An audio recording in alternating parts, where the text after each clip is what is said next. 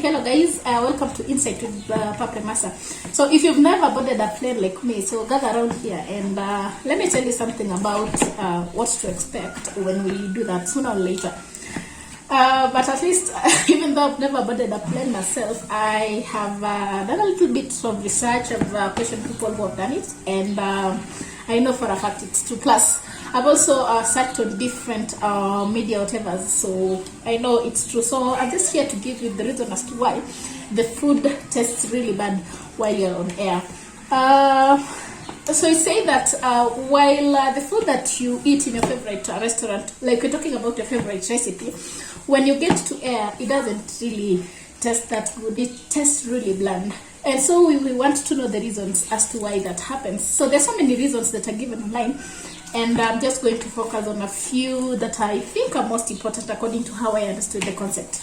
So it says that once you get into the plane, your sense of taste and also smell gets right out of the window. So why is this the case? So we're talking about the in-cabin, and it is said that the atmosphere in the cabin is made in such a way that it tries to simulate the actual atmosphere on ground. And so there is so much that is done. But among the things that are characteristic of the cabin, normally it's characterized with dryness.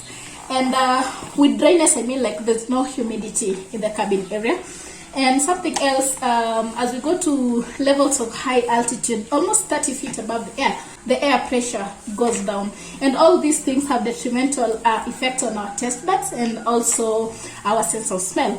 And what happens is that our sense of taste, especially the sense of, how we perceive sweet and salty tastes, those get mostly affected. But our taste or our senses to spicy food, bitter and sour, that one doesn't get affected. How is that?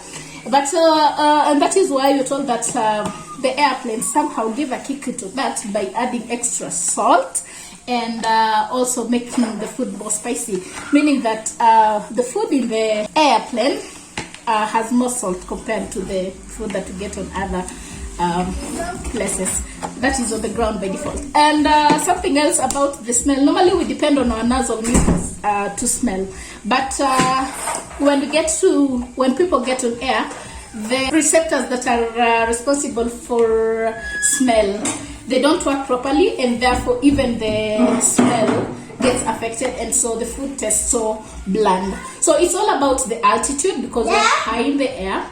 So the altitude affects how we smell and also how the food tastes.